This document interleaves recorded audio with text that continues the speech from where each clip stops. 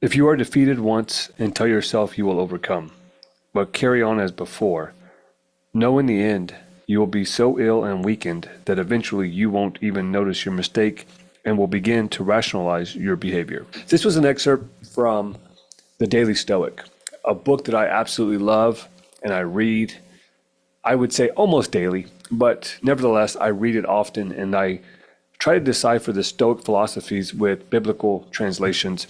And this one I absolutely love because how many times have we started something only to stop before we see it through to the finish line? So today what I want to do is I want to break this down. This is the definition of insanity, doing the same thing over and over again, expecting a different result. And if you look at your life and evaluate your day-to-day operations, or even better, look at other people around you that you associate with, family, friends, acquaintances, and ask yourself, how many times have they started something only to stop it?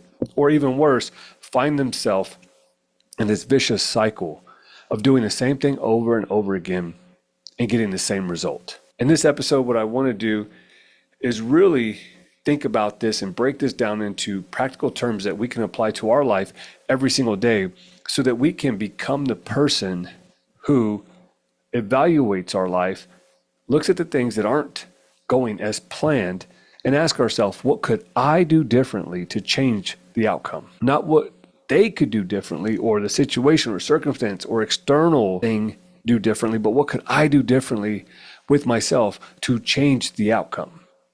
You see, failure to do so results in us playing the victim card. And when we do that, this victim mentality looks to blame, looks to point the finger, looks to not take accountability for the roles and responsibilities in our own life.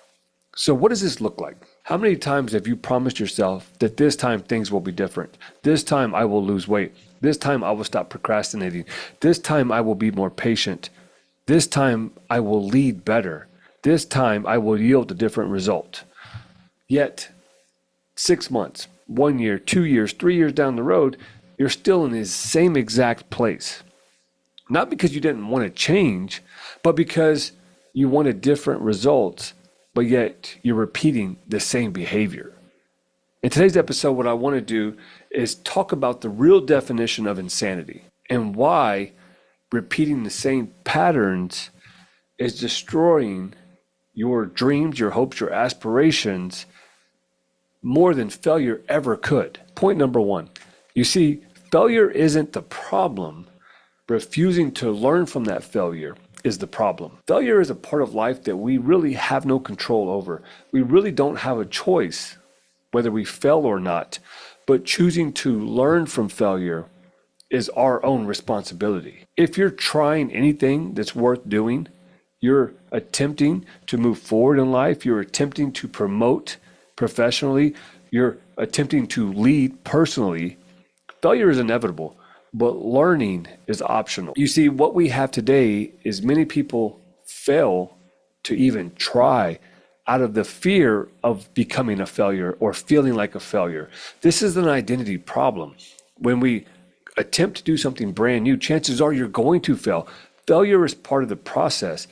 Failure is not the enemy. It's actually the tuition that we pay for success. It's the tuition that we pay for influence and significance, and most importantly, having a lasting impact in the lives of those we lead and those we love.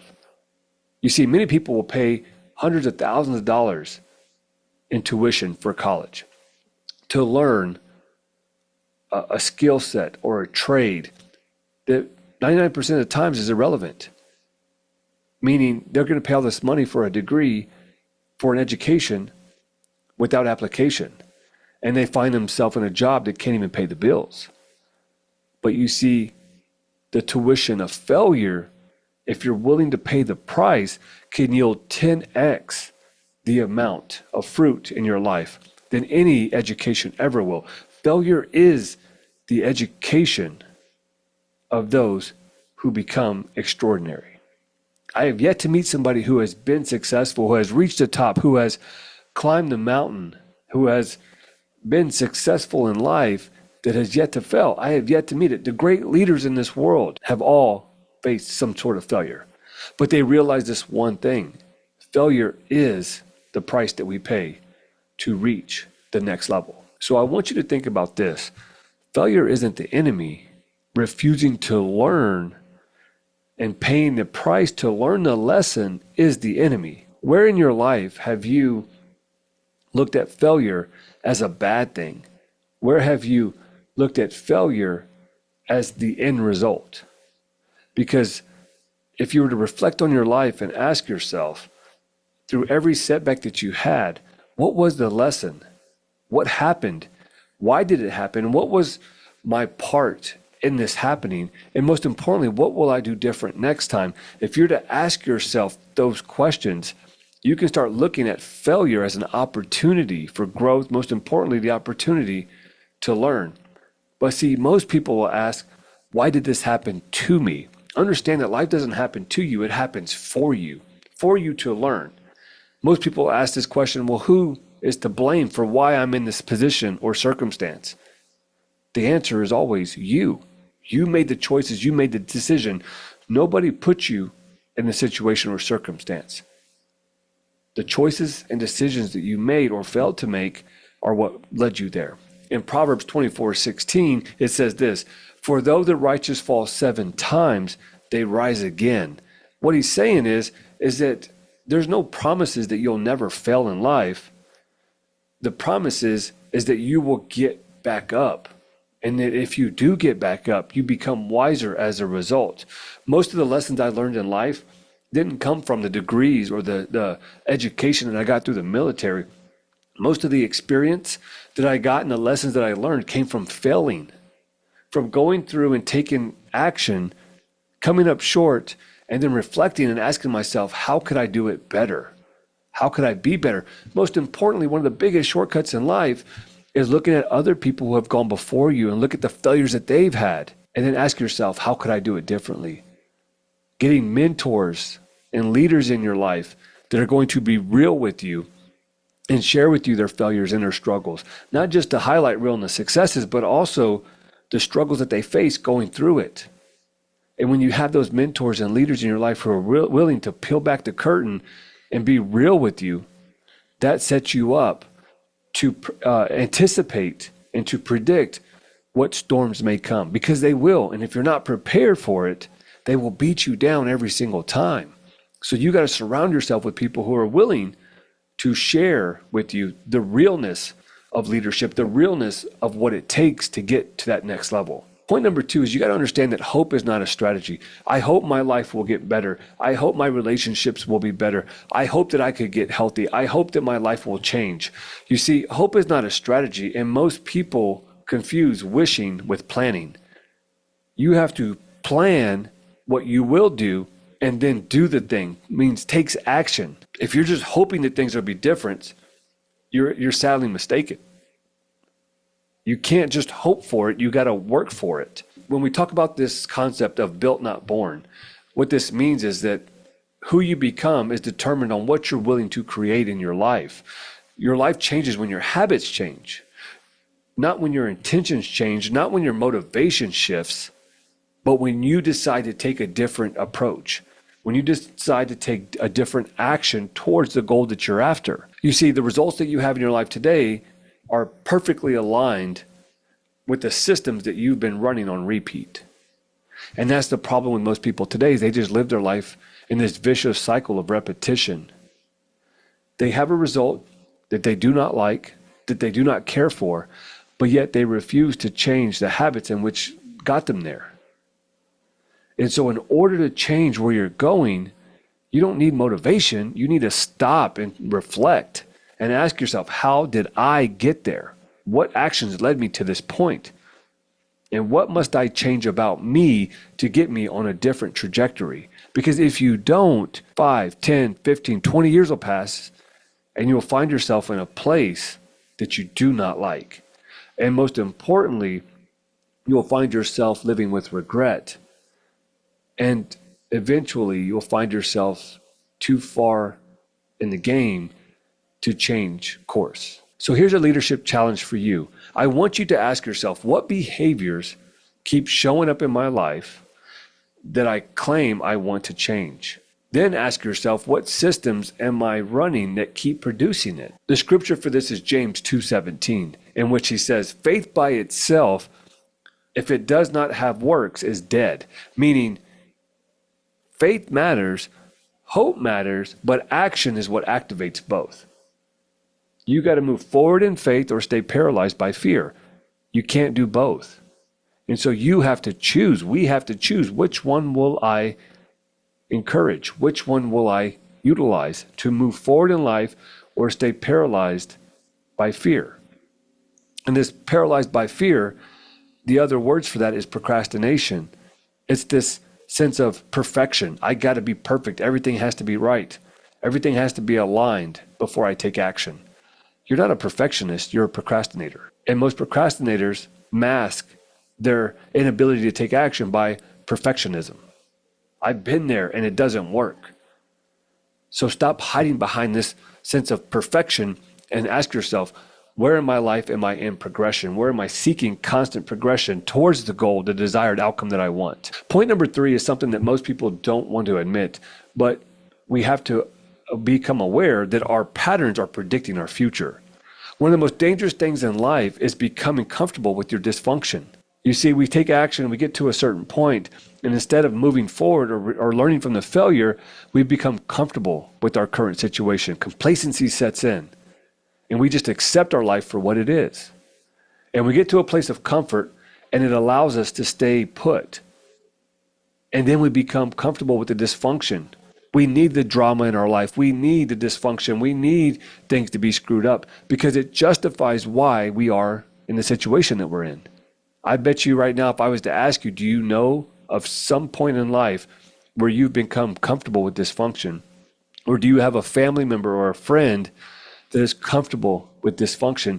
Chances are you can name somebody right now, or you can pinpoint a time in your life where you've become comfortable in your situation or your circumstance, no matter how screwed up it is. You see, Epictetus in this Daily Stoic reminds us that eventually we'll stop noticing our mistakes. We become so ill that we rationalize our mistakes. And you see, the problem with this is the longer that this pattern exists, the more normal it feels. We begin to become unfamiliar with what success looks like. We become unfamiliar with how to set goals and proceed forward and get rid of the baggage. Some examples of this are the leader who always loses his temper, the father who is emotionally and physically absent, the employee who is always late and has excuses, the man who quits every goal that he starts. You do that enough and it becomes your normal, it becomes your baseline. And then eventually this behavior becomes your identity. So understand this, what you tolerate today becomes your normal tomorrow. You don't get what you want in life, you get what you're willing to tolerate. So if you're not intentionally examining your habits will eventually control you. Romans 12:2 beautifully reminds us of this exact thing. Do not conform to the patterns of this world, but be transformed by the renewing of your mind. You see, we're so we're so flooded with all the negative things that are happening in the world, that are going on around us. Society tells us what is normal. And I'll be honest with you, the normal today is not normal. But if we continue to flood our minds with this craziness that's happening around us, we lose sight of what's in front of us. We lose sight of the joy and the moments that matter most. We begin to lose gratitude for what we have been given, the opportunities and the possibilities that we have for our life. And it doesn't take too long before we are walking in the wrong direction. Point number 4, we have to understand that change requires courage. In this Daily Stoic, it says, sticking with the same unsuccessful patterns is easy. It's easy to be on cruise control. It's easy to just go with the currents of life, the current financial situation, the current events, the current circumstance. And if we don't become aware of how it's ruining our life, we'll literally be swept away by the currents. So how do we stop this? Well, we have to understand that change is uncomfortable. Growth is uncomfortable. Ownership is uncomfortable. What I found is that most people would rather suffer familiar pain than face unfamiliar growth. Most people would rather just stay the same because it's easy. It doesn't require any effort. And even worse, we surround ourselves with people who agree with our bullshit. And if that's you, you have to start looking at your environment. Who are you surrounding yourself with? Do you have people that hold you accountable, who are willing to help you see through the BS, our belief system, and help us change how we're thinking and how we operate so that we can change our life? Understand this, that every breakthrough in our life begins with a difficult question. What if the problem isn't your circumstances? What if the problem is your approach? That's where true growth happens. When you take ownership and responsibility of your circumstance and your situations, you take responsibility for your actions and how you've been showing up in the lives of those you lead and those you love. And once you do this, you become aware of the things that have been stopping you. And you also become aware of what you need to do to change it. Isaiah 43:19 says this, "See, I am doing a new thing." Oftentimes, I know what is right. I know what I should be doing. But because I don't feel like it, because I'm being lazy, because I have been comfortable, I fail to take action on doing what I know I should be doing. And so the question is, we have to ask ourselves, am I willing to stop doing the old things? Am I willing to shed this old skin? Am I willing to get rid of these old habits and behaviors and belief systems that have been taking me in the wrong direction? Am I willing to do the work that's going to give me a new perspective? And most importantly, spark my journey into walking in my purpose. Easier said than done, because it's going to require a new version of ourselves. You see, the battle is not outside of us. The battle is between our ears. The battle is facing that old self, that comfortable self, that lazy self. That battle is fighting against what we have been doing and forging a new future by what we should be doing. So here's a framework that I want to give you. This is from the Built Not Born model. Built Not Born states this: every leader is built off of the struggles, off of the sacrifices, off of the failures, not just the success, but through adversity. Everybody is born, but not everybody is willing to do the actions necessary to build themselves into the leader who leads and lives a lasting legacy. So what does this framework look like?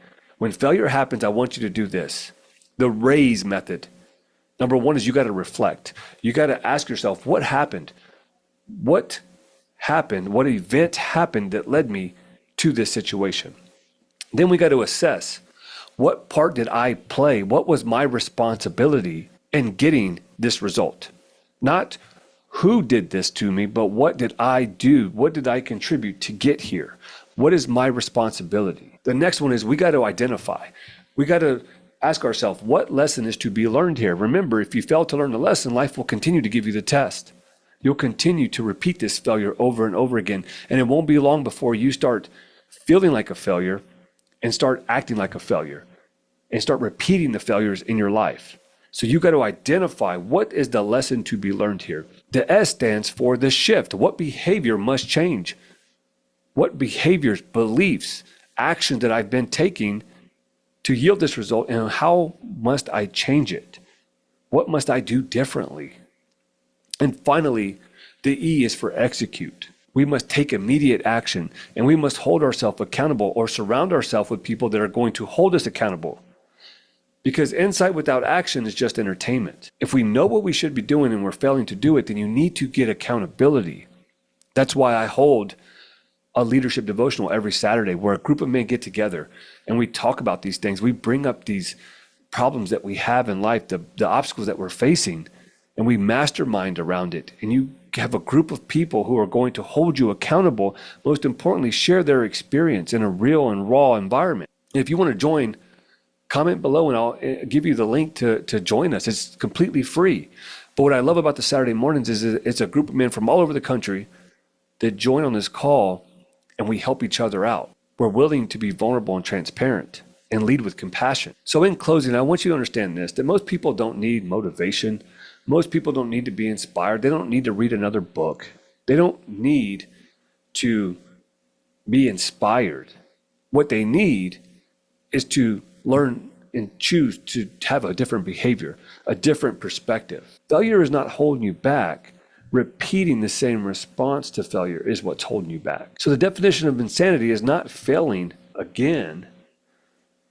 It's refusing to learn from the failure and then repeating the process. So what I challenge you with is to identify this week, what's one excuse, one habit, one mindset, one behavior that's holding you back, and then make a commitment to change that one area, that one belief, that one behavior. Because remember, you weren't born to stay where you are. You were born to reach your potential. And the only way to do that is to grow in a greater sense of awareness. If you found value in today's episode, I want you to share it with somebody you lead or somebody you love. Share the link with somebody that you know could use this perspective on failure. That's how this channel grows. That's how this podcast gets spread. That's how people become aware of the possibilities in their life. I don't make any money from this. I do this of the kindness of my heart, and I would really appreciate it if you would share it with somebody you lead or somebody you love. Thank you guys, and I'll see you on the next episode.